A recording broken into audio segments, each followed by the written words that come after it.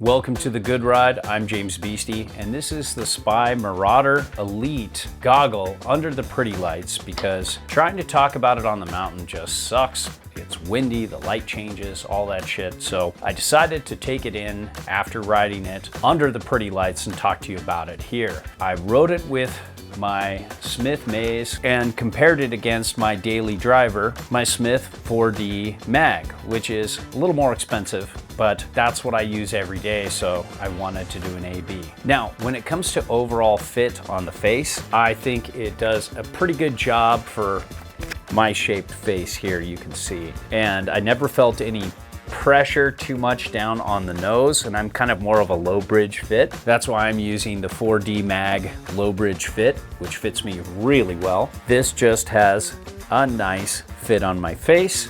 Let me do this for you guys. But you can see this fits really well on my face and integrates with the Smith helmet really well. It sits out a little bit further, but I like that because it just gives you a little more potential to vent, and overall, I like it. Now, looking at the foam here, there is 3-layer foam, and it does a very good job feeling comfortable on your face. It's not like Oakley foam, which I think is the pinnacle in the industry in terms of foam.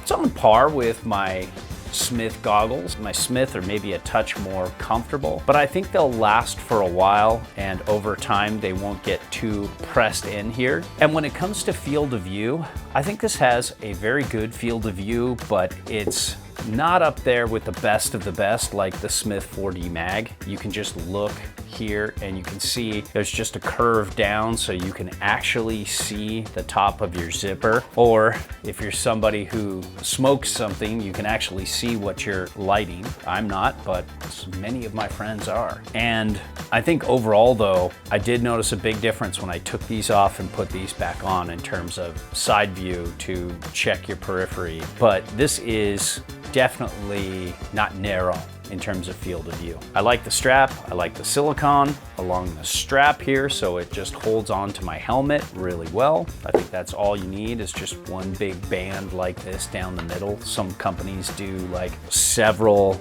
little bands, and this is just like my Smith in terms of silicone there. It's very adjustable, works fine. I actually like that better than the breakaway technology that Smith has. This can sometimes break away when I don't want it to, and I've never really needed to break away. I just pop the goggles up and I want them to stay on the helmet there. Now, when it comes to the lens technology, this is more of a brownish gray internal lens with more of a little bit of a mirrored finish on the outside. And this is great for those sunnier days. I didn't feel like it did as well with some lenses I've tried from Smith and Oakley and others. When you go from really bright light to a shadowy area, which happens a lot on the mountain, or suddenly it gets overcast for a few minutes and then gets sunny again. This didn't transition as well and deal with those flatter spots as well. But when I was on these, the low light, they did pretty well. I don't know if I'd want these in that ultra vertigo kind of storm setup.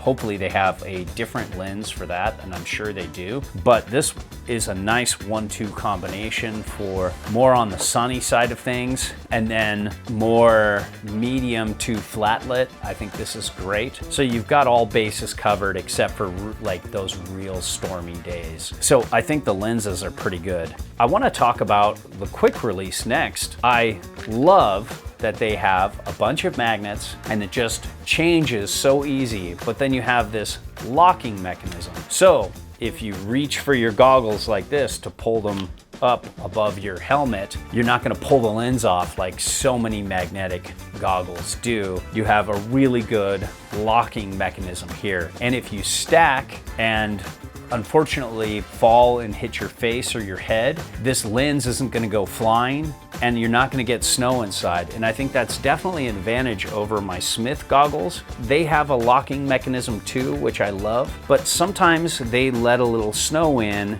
Like if I just go to spray some snow, sometimes that'll get in under this lens somehow. It'll press down and get inside the lens. When I did a spray test with these, that didn't happen, and I really like that. So there's a good seal there. Now, in terms of anti-fogging technology, I can't really speak to the long-term use. I tested these like a few weeks off and on. I'd take these out, ride them in some stormy weather. It's more humid, and they did fog up a little bit, but here's the thing. I fog up every goggle except for Smith. Smith is one of the only goggle companies out there that has a lot of anti-fogging technology that works with my steamy head. These were actually pretty good. It took them a while to fog up, and I've fogged up a lot of other goggles way faster. So they're pretty good. So overall, it's very hard to say which you should get and which you shouldn't. It's all about what fits your face and what feels the best on your face. And I think these are a great mid-size to maybe even medium small fit that work with a wide variety of helmets. If the lens technology appeals to you, if you like the look through the lenses, you like the fit, you like the feel, and you don't fog every damn goggle up like I do, these could work really well for you.